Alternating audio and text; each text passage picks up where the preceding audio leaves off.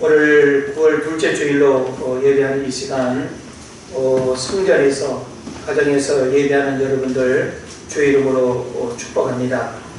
오늘 여러분과 함께 두려움을 극복하는 믿음이라는 제목으로 같이 은혜를 나누겠습니다. 시인 장석주님의 대추 한 알이라는 시가 있습니다. 네, 여러분 빨갛게 익은 대추 하나를 연상하시면서 시를 한번 좀 감상해 보시기를 바랍니다. 적의 저절로 붉어 진리는 없다. 저 안에 태풍 몇 개, 저 안에 천둥 몇 개, 저 안에 번개 몇 개가 들어서서 붉게 익히는 것일 게다. 적의 저 혼자 둥그러질 리는 없다. 저 안에 무설이 내리는 몇 반, 저 안에 땡볕 한 달, 저 안에 초승달 몇 날이 들어서서 둥글게 만드는 것일 게다. 대추야, 너는 세상과 통하였구나 라고 하는 시입니다. 뭔가 느낌이 전해지시나요? 오곡백과가 익어가는 풍요와 행복의 계절인데 오늘 우리의 일상은 행복하지 못하고 평안하지 못하고 불청객의 마음이 우리의 삶을 지배하고 있습니다. 그 불청객이 무엇일까요? 두려움입니다. 우리는 두려움의 내용은 다르지만 아마 사람을 우리가 붙들고 물어보면 각자 다양한 두려움의 문제를 가지고 있습니다. 어떤 사람은 질병의 두려움, 건강의 두려움, 또 재정의 두려움, 내일에 대한 두려움, 또 죽음의 두려움, 가정의 두려움, 사업의 두려움. 참 우리가 지금 현실 속에서 갖게 되는 다양한 두려움을 우리가 생각해 볼 수 있습니다. 그런데 노먼 빈센트 필 박사라는 분이 있죠. 말하기를 인간의 두려움을 100%로 보았을 때 40%는 과거의 일 때문에, 50%는 불확실한 미래로 인해서, 그리고 나머지 10%는 아무 이유도 없는 두려움이라고 말했습니다. 오늘 우리는 무엇 때문에 두려워합니까? 여러분이 두려워하는 그 두려움의 실체가 과연 무엇입니까? 우리는 두려움을 원치 않지만 나도 모르게 내 마음속에 자리 잡고 있는 두려움을 발견하게 되고 순간순간 우리에게 엄습하는 그 두려움을 물리치기가 대단히 어렵습니다. 그런 면에서 인생을 살아가면서 반드시 찾아오는 것이 있는데 그게 바로 뭔가 하면 두려움입니다. 불청객이죠. 반갑지 않은 손님, 원하지 않는 손님, 거부하고 밀어내고 싶은 이 두려움이 손님으로 순간순간 온다는 것입니다. 살아 숨쉬는 동안 천의 얼굴로 다가오는 것이 두려움이죠. 그래서 이 두려움은 아주 가까운 형제들과 함께 다닙니다. 너무나 닮은 그 형제들의 이름이 여러분 뭔지 아십니까? 두려움과 아주 닮은 꼴의 형제들이 있어요. 그 형제들이 누군가 하면 근심, 걱정, 염려, 불안, 공포, 다 같은 형제들이에요. 두려움이 있는 곳에는 지금 나열한 이런 것들이 같이 가요. 같이 찾아옵니다. 모양만 다르고 그리고 어떤 형체가 다를 뿐이지 같은 성질을 가진 그런 문제임을 우리가 보게 되는 것이죠. 그래서 이 형제들은 비슷한 얼굴로 늘 함께 어울려 다닙니다. 두려움이 있는 곳에 걱정도, 불안도, 염려도, 불안도, 공포도 다 같이 오는 거예요. 제가 주중에 인터넷 뉴스 가운데 눈길을 끄는 기사가 있었습니다. 기사 제목이 세계 주요 14개국 가운데 한국인은 걱정왕이라는 뉴스였습니다. 그래서 무엇 때문에 걱정하는지 그 조사 대상 9개 항목이 있는데 어떤 것들인가 하면 기후변화, 감염병 확산, 테러리즘, 해외 사이버 공격, 핵무기 확산, 세계 경제 상태, 세계 빈곤, 국가나 민족 간 오랜 갈등, 난민이나 이민 등 국경을 넘는 대규모 이동. 자, 우리가 이런 내용들 들어보면 진짜 우리 개인적으로도 걱정할 수밖에 없는 문제들이고 국가적으로도 걱정할 수밖에 없는 문제들이죠. 그런데 여러분, 코로나 시대에 어느 나라를 막론하고 걱정하지 않는 나라가 없습니다. 그런데 미국이나 유럽의 나라들은 한국과 비교할 때 코로나 확진자와 사망자가 몇십만, 몇백만에 이릅니다. 그런데 한국인은 그에 비하면 적은 수치임에도 불구하고 정치 현안과 경제 상황 등 여러 수치에서 지나친 걱정을 많이 한다는 것입니다.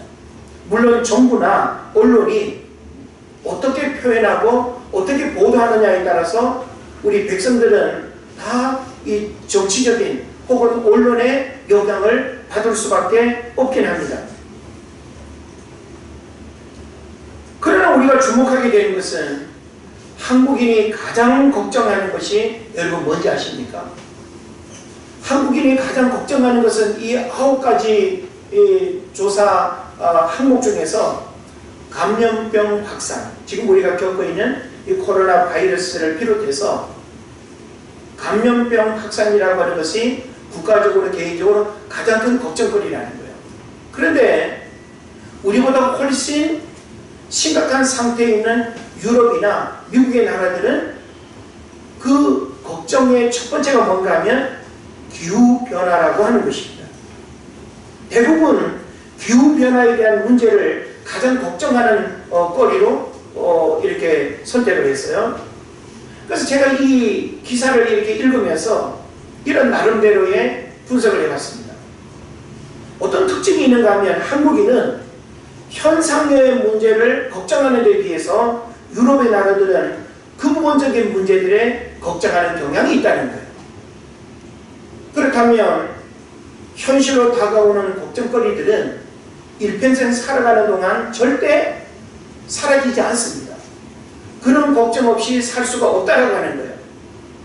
그렇다고 한다면 우리는 우리에게 다가오는 그런 현상적인 문제들로 걱정한다고 한다면 이 걱정의 홍수 속에서 이 걱정을 뛰어넘지 못하고 살아갈 수밖에 없다는 거예요.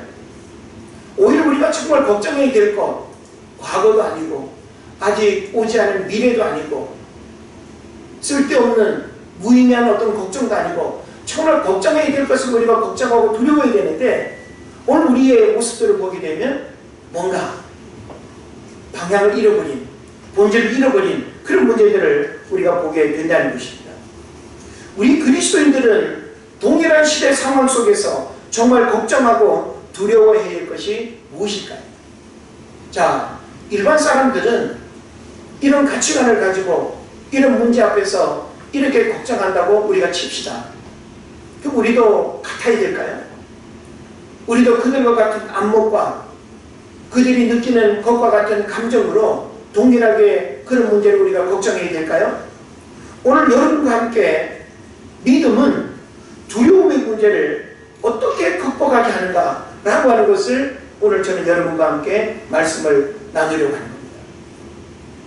믿음과 두려움의 상관관계라고 이렇게 생각해 볼 수 있겠죠. 믿음을 가진 우리들은 우리를 두렵게 하는 그 걱정거리로부터 어떻게 우리가 처신해야 될까요? 그런 문제들을 우리는 어떤 안목을 가지고 바라봐야 될까요? 만약에 믿음을 가진 자나 믿음이 없는 자나 동일한 모습으로 두려워하고 걱정한다고 한다면 우리의 믿음은 언제 필요한 거죠? 믿음을 가지고 살아간다면 도대체 뭡니까? 여러분의 믿음은 언제 그것이 이렇게 필요합니까? 정작 필요할 때 그 믿음의 능력과 믿음의 그 가치를 드러내지 못한다고 한다면 우리의 믿음은 죽은 믿음이거나 껍데기 믿음에 불과할 것입니다. 하나님은 겨자씨만한 믿음일지라도 생명이 있는 그 믿음을 우리에게 요구하십니다. 삶을 바꾸고 다른 사람들이 그러할지라도 우리는 전혀 다른 가치관과 다른 안목을 가지고 세상을 바라보고 받아들일 수 있는 그런 믿음을 주님이 원하시다라고 하는 거예요. 그런 면에서 우리는 그 어느 때보다 평상시 우리가 자신만만하고 괜찮다고 여겨졌던 자신의 믿음을 우리는 다시금 점검하고 살펴보는 그런 시간이 되어야 할 것입니다. 믿음을 가진 우리에게 하나님은 어떤 분일까요? 너무 어려운 질문인가요? 쉬운 질문인가요? 저는 먼저 이 질문을 던지면서 오늘 성경, 오늘 본문에서 우리에게 하나님은 어떤 분인가? 라고 하는 이 질문에서 굉장히 중요한 답을 우리에게 주고 있습니다. 31절을 보니까 너희의 하나님 여호와께서 너희가 걸어온 길에서 너희를 아느사 이곳까지 이르게 하셨느니라. 할렐루야. 네. 우리가 믿는 하나님이 이런 하나님 아닌가요?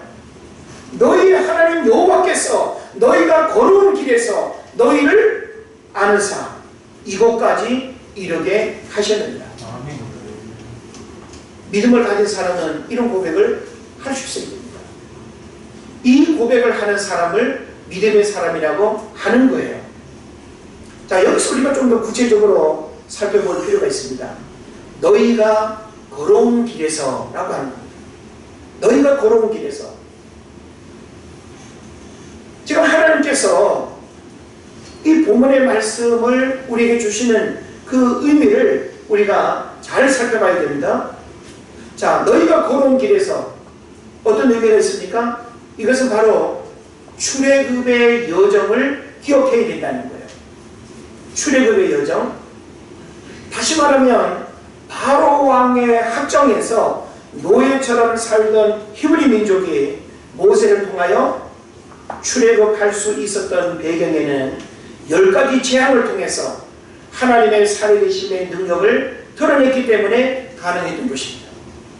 홍해를 건너고 광야를 지날 때 의식주의 심각한 위기 상황이 찾아왔을 때 먹이시고 입히시고 여기까지 인도하신 분이 누구라는 거예요?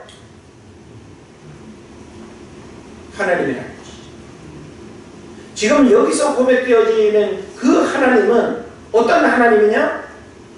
애굽에서 430년 동안 종살이하던 그 히브리 민족을 모세를 통해서 10가지 재앙으로 하나님 살아계심의 그 위대한 능력을 바로 앞에서 비교 불가되게끔 드러내시고 홍해를 건너시고 그죠? 광야로 나온 이후에 마라의 쓴물, 만나와 메추라기, 의식주의 심각한 현실의 두려움과 걱정거리 앞에서 하나님께서 그들의 삶을 구체적으로 간섭하고 인도해 주셨다라고 하는 것입니다. 자, 그러면 이스라엘 백성들이 걸어온 길 우리가 이렇게 살펴볼 수 있겠고요. 그렇다면 지금 하나님을 예배하는 여러분들이 지금 걸어온 길은 어떻습니까? 아니, 지금 여러분이 지금 걸어가고 있는 길은 어떤 길입니까? 수많은 질병과 사건 사고와 유해한 환경과 죽음의 위험과 지금은 코로나로 인한 심각한 생존의 위험까지 갖고 있는 이 모든 상황 우리가 걸어가고 있는 삶의 일들인 줄로 믿습니다. 이런 삶의 자리를 하나님께서 어떻게 하셨다는 겁니까? 이어지는 말씀을 우리가 봐야 되는데 이어지는 말씀에 뭐라고 하는가 하면 아느사라고 하는 것입니다. 따라합시다. 아느사. 아느사. 여러분 누군가가 나를 안아주면 어때요? 포근하고 행복하고 그럽니까? 우리가 누군가를 안아주고 내가 누군가에게 안긴다라고 할 때는 마음의 평안함 그리고 그 안음으로부터 그 어떤 외부적인 것들이 행복을 빼앗아갈 수 없는 그런 어떤 안정감을 우리가 느끼죠. 그래서 여기서 아느사라고 하는 이 단어는 생명의 안전과 보호를 의미합니다. 그래서 하나님은 지금까지 우리를 강한 손과 표심팔로 안아주셨습니다. 하나님이 안 하시면 그 누구도 빼앗을 수 없습니다. 우리는 지금까지 우리의 가정을 하나님께서 안으셨고, 삶의 자리를 안으셨고, 가족들의 일상을 안으셨고, 교회 공동체를 사랑으로 안으신 줄로 믿습니다. 그래서 하나님은 보이지 않는 능력의 손으로 우리를 붙들고 계시고 안고 계신다. 할렐루야. 네. 사람은 부모라도 자식이 아무리 이뻐서 이렇게 안아도 아이의 몸무게가 한계를 느끼게 하죠. 예? 우리 방 집사님이, 예? 희훈이도 오랜만에 봐서 막 이런 색깔이네. 예? 희훈이가 이제는 덩치가 막 중학생 정도 되고, 예? 몸무게가 많아지고 하면 안는 것도 어렵죠. 아빠가 안는 것과 엄마가 안는 것도 다를 수밖에 없고, 잠시 우리는 안을 수 있어요. 잠시 안는 기쁨과 행복을 우리는 누릴 수 있어요. 그러나 하나님이 우리를 안는 것처럼 그렇게는 못해요. 잠시 내려놓고 힘들어 이제 내려가, 우리의 모습입니다. 그러나 하나님은 온 인류를 다 끌어안아도 힘들어하지 않으시는 분입니다. 왜냐하면 그 하나님은 전지전능하신 하나님이시기 때문인 줄로 믿습니다. 그리고 우리들은 그 임마누엘의 하나님을 의심하고 불신하고 그래서 두려움에 사로잡힙니다. 왜?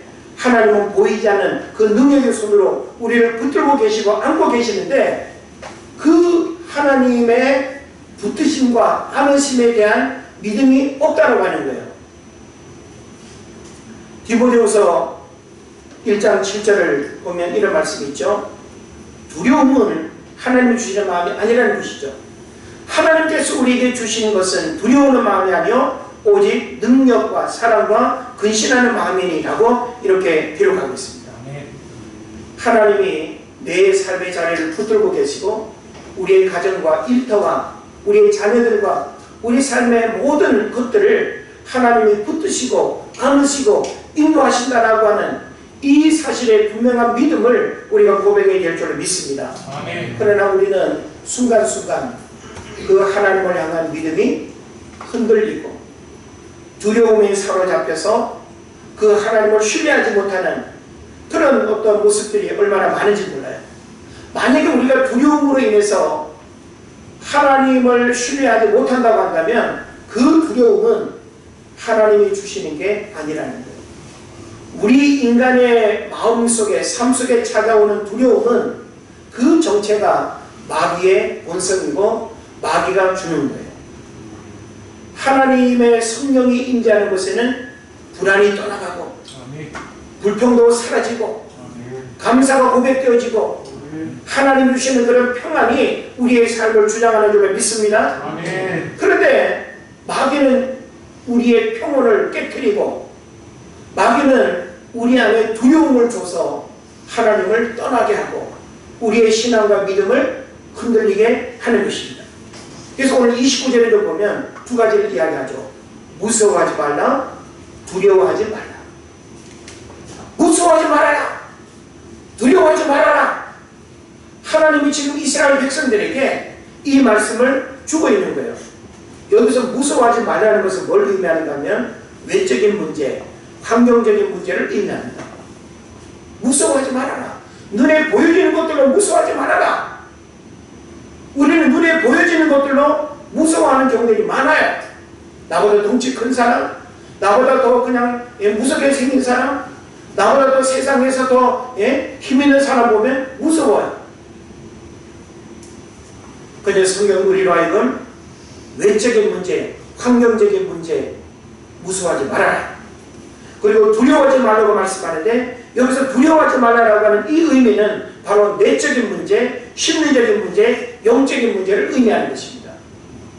그러면 우리가 무서워하지 말고 두려워하지 말아야 되는데 무서워하지 않는 것은 외적인 것, 두려워하지 않는 것은 우리의 심리적, 내면적으로 찾아오는 것들을 우리가 두려워하지 않아야 된다는 것입니다. 그런데 우리 안에 이런 두려움이 찾아오는 것 어떻게 해야 될까요?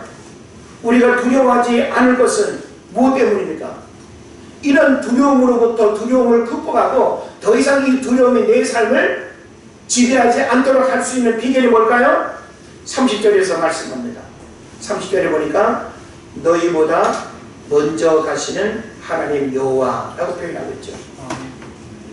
너희보다 먼저 가시는 하나님 여호와. 지금 하나님께서 모세로 하여금 이스라엘 백성들을 애굽에서 광야로 인도했습니다. 이제 광야 40년을 지나고 요단강을 건너 가나안 땅에 들어가는 이 모든 여정, 누가 먼저 가신다고요? 하나님이 가신다는 거예요. 하나님이. 우리 군에 가면 천병이라는 단어를 여러분 듣게 될 거예요.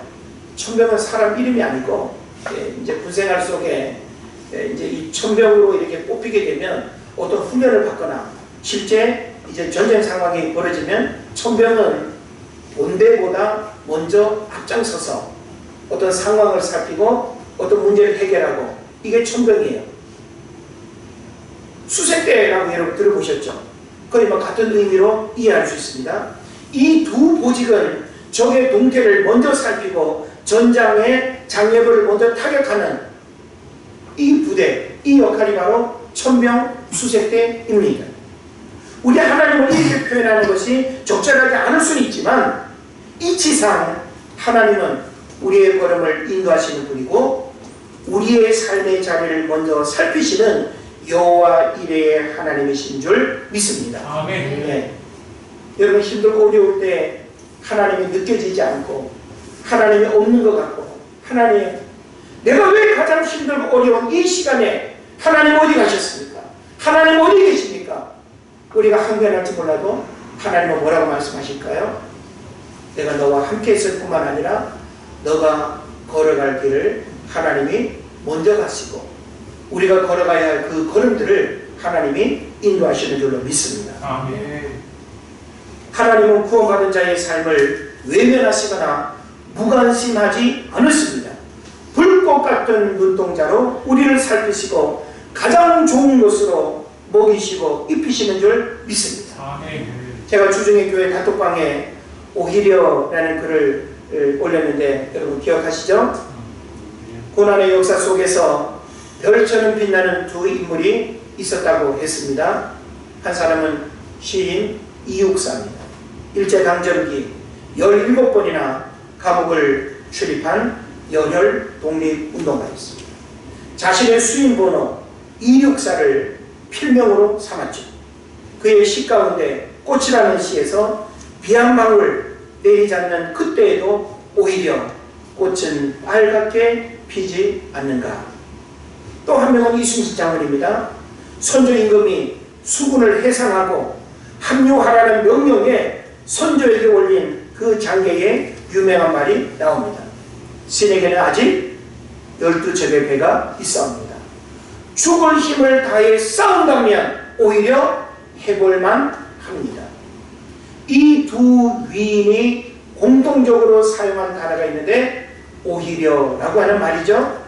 그래서 이 오히려, 우리가 지금 아무리 코로나의 고난과 어려움 가운데 있을지라도 이것을 두려워하지 않고 걱정 가운데 사로잡히지 않고 전능하신 그 하나님, 우리의 삶의 자리를 여기까지 인도하실 뿐만 아니라 먼저 길을 여시고 먼저 우리의 걸음을 인도하시는 그 하나님을 믿는다면 오히려 이 고난의 시간이 우리에게 축복의 통로가 되고 더 성장하고 더 변화되고 더 하나님께 가까이 나아가는 그런 시간이 된다는 사실을 깨달으시기를 바랍니다. 아멘.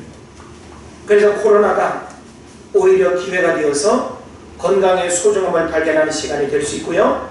오히려 만남과 관계의 소중함을 우리가 또 알게 되는 시간이 됩니다. 오히려 지구 환경의 소중함을 발견하고 오히려 생명의 소중함과 창조 질서의 순리를 지키는 것이 공존 공생의 비결임을 깨닫게 된다면 코로나는 분명히 우리에게 많은 손해와 현실의 고통과 아픔을 주고 건강에 위협과 불안이 되지만 오히려 이 코로나가 더 소중한 것을 경험케 하고 얻게 되는 그런 또 기회가 될 수도 있다는 것 믿으시기를 바랍니다. 아멘.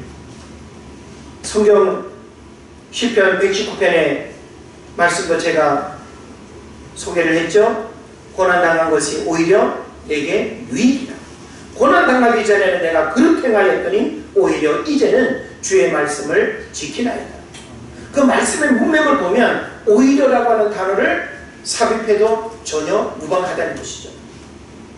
이렇게 고백할 수 있는 고난 중에 함께 하시는 하나님을 우리가 믿기 때문에 우리는 오히려 감사할 수 있고 오히려 불평하지 않을 수 있고 오히려 이것을 믿음으로 승화시키면서 그 하나님을 신뢰하고 그 하나님 앞에 더 가까이 나아갈 수 있는 것입니다. 그리고 오늘 또 31절을 보면 하나님은 우리를 아는사 어떻게 해요? 이곳까지 이르게 하셨다라고 했습니다. 하나님 우리를 그냥 그 자리에 안고만 계시는 분이 아니라 우리를 아는사 이곳까지 인도하셨다는 거예요.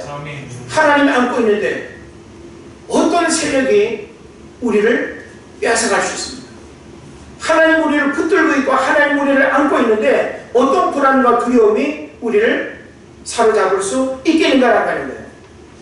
하나님의 보호하심과 인도하심을 믿는다면 모든 환경적 두려움과 불안과 걱정됨을 떨쳐버리고 하나님의 인도함을 통해서 하나님의 백성으로 살아가는 법을 통달하고 불신앙의 허물을 벗어버리고 올곧은 신앙 고백의 삶을 살아가는 믿음의 선택을 할 수 있어야 할 것입니다. 잠언 1장 33절에 이런 말씀이 있습니다. 한번 따라 하십시다. 오직 나를 듣는 자는 안연히 살며 재앙의 두려움이 없이 평안하리라. 아멘. 지금 여기 잠언 1장 33절에서 오직 나를 듣는 자는 안연히 살며 재앙의 두려움이 없이 평안하리라. 또 잠언 29장 25절에서 여호와를 의지하는 자는 안전하리라. 성경의 가르침은 우리 인간이 하나님과 분리되고 하나님과 멀어지고 세상과 가까워지면 가까워질수록 우리는 영적인 축복뿐만 아니라 우리의 불행이 더 가까워집니다. 물을 떠난 고기가 살 수 없고 흙을 떠난 나무가 살 수 없는 것처럼 우리 인생은 하나님을 떠나서는 하나님과 멀어지면 멀어질수록 우리 인간은 불행이에요. 여러분 코로나가 사회적 거리두기로 예배 거리두기까지 우리를 불편하게 하고 있습니다. 어떤 칼럼을 보니까 사회적 거리두기 우리 건강을 위해서 필요한데 오늘날 우리 그리스도인들이 사회적 거리두기를 빙자해서 하나님 거리두기를 하고 있대요. 여러분 하나님과의 거리가 얼마입니까? 우리가 교회에 와 있거나 가정에서 예배하거나 중요한 것은 심리적인 거리, 보이지 않는 영적인 거리가 중요할 텐데 저는 여러분이 어떤 삶의 자리에 있든지 늘 하나님과의 영적인 친밀감을 잃어버리지 아니하고 늘 내가 함께했던 하나님과의 그 친밀감의 거리를 잃어버리지 않는 이 신앙 고백, 이게 오늘 우리에게 필요하다는 사실 여러분 깨달으시기를 바랍니다. 아멘. 두려움의 시대에 믿음을 변질시키고 하나님을 신뢰하는 마음을 병들게 하고 환경에 주저앉게 하는 문제들로부터 지키고 붙들어야 할 것은 불신앙을 버리는 것입니다. 지금 우리가 이 코로나 시대에 두려움을 통해서 불신앙을 갖게 하는 것이 마귀의 전략이에요. 우리가 이전에 가졌던 그 순수한 열정, 소중한 신앙 고백, 내가 아무리 힘들고 어려워도 하나님을 예배하리라, 하나님 앞에 가까이 나아가리라, 내가 고백했던 것 끊임없이 하나님 앞에 변함없이 내가 고백하리라. 어떻습니까 여러분? 우리 힘들고 어려우면 자꾸만 힘들고 어려우면 우리가 하나님 앞에 순전히 행했던 일들조차도 자꾸만 변질이 돼요. 포기하게 되고 타협하게 되고 하나님 앞에 우리가 드려야 될 것들도 자꾸만 이마에 붙게 돼요. 지금 어려운데 어떻게 내가 드려? 여러분 우리의 믿음은 가장 힘들고 어려울 때 결정적인 순간에 우리 믿음이 진짜 진가를 드러내는 거예요. 두려움이 창궐하는 시대입니다. 두려움이 우리의 삶을 지배하는 시대입니다. 그래서 그 두려움이 우리에게 불신앙을 가져오는 이것을 우리가 극복하고 물리쳐야 된다는 거예요. 그래서 오늘 32절을 보면 이스라엘 백성들의 문제를 고발하고 있습니다. 이스라엘 백성들의 문제 32절에서 뭐라고 말합니까? 이 일에 너희가 너희의 하나님을 믿지 아니하였도다. 이 일에 너희가 너희의 하나님을 믿지 아니하였도다. 이 말씀은 뭘까요? 하나님이 너희를 아느사 이곳까지 인도하셨고 그리고 너희들의 삶의 자리를 하나님께서 출애굽의 여정 속에 함께하고 너희들의 모든 필요와 의식주의 문제들을 하나님이 해결해 줬는데 지금 이 상황에서 너희들이 어떻게 하고 있다는 거예요? 너희가 너희의 하나님을 믿지 않고 있다는 거예요. 두려움에 사로잡히면 하나님을 믿지 못하는 불신앙적 삶을 살아가게 되지만 두려움을 떨쳐버린다는 것은 하나님을 신뢰하는 믿음의 모습을 보여주는 것입니다. 오늘 우리에게 필요한 것은 하나님이 주신 믿음으로 두려움을 극복해 나가는 것입니다. 하나님을 더욱 사랑하고 하나님께 매달려서 적극적으로 기도하는 선한 열심이 우리에게 있어야 된다는 것입니다. 그래서 시편 34편 4절에 보면 내가 여호와께 구하매 내게 응답하시고 내 모든 두려움에서 나를 건지셨도다. 내가 여호와께 구하매, 여기 구한다는 게 뭐예요? 기도예요. 두려움이 찾아오고 힘들고 어려운 문제 앞에서 내가 하나님께 매달려 기도하고 기도했더니 하나님이 응답하시고 내 모든 두려움에서 나를 건지셨다는 겁니다. 아멘. 요한일서 4장 18절은 뭘 말씀합니까? 사랑 안에 두려움이 없고 온전한 사랑이 두려움을 내어 쫓나니 두려움에는 형벌이 있습니다. 두려워하는 자는 사랑 안에서 온전히 이루지 못하였느니라. 여러분이 하나님을 사랑하고 그 하나님의 사랑으로 충만하면 그 사랑 까닭에 어떤 두려움도 물리친다는 거예요. 네? 사랑은 불같이 강하고 불같이 뜨겁고 죽음같이 강하고 여러분 그런 표현을 많이 들어보셨죠? 예?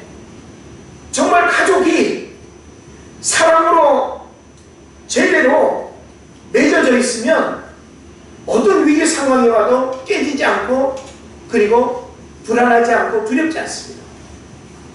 서로를 신뢰하고 사랑하는 마음이 없으면 혈육의 관계도 다 깨지는 거예요. 가정이라고 하는 공동체도 그냥 흩어지는 거예요. 교회도 역시 마찬가지입니다. 하나님의 사랑으로 서로를 귀히 여기고 하나님의 사랑으로 우리 모두가 하나 되어질 때 교회 공동체는 견고하게 세워지는 것이죠. 우리 개인의 믿음도 하나님 사랑에 대한 확신을 여러분 가지고 있어야 돼요. 하나님이 나를 사랑하신다. 하나님의 사랑 때문에 나는 매일매일 살아간다. 그 하나님의 사랑 때문에 나는 모든 불안과 염려와 두려움을 나는 이겨낸다. 이 믿음이 우리에게 있어야 될 줄로 믿습니다. 아멘. 말씀을 마칩니다. 두려움이 사방에서 엄습하고 그 두려움이 일상의 소중함을 잃어버리는 시대에 그리스도인으로 살아가는 여러분은 구원의 열쇠가 되는 믿음으로 두려움을 극복하고 믿음 안에서 승리할 수 있기를 바랍니다. 여러분이 믿음을 가졌다는 것은 더 이상 두려움이 우리 삶을 주장하지 못하게 하는 것입니다. 믿음이 있다고 한다면 어떤 두려움도 우리가 극복하고 이겨내야 하는 것입니다. 코로나로 인해서 우리에게 다가온 수많은 얼굴의 이 두려움을 여러분 살아있는 믿음, 하나님이 여러분이 주신 그 생명력 있는 믿음으로 두려움을 극복하고 믿음 안에서 승리하기를 주의 이름으로 축원을 드립니다. 기도하겠습니다.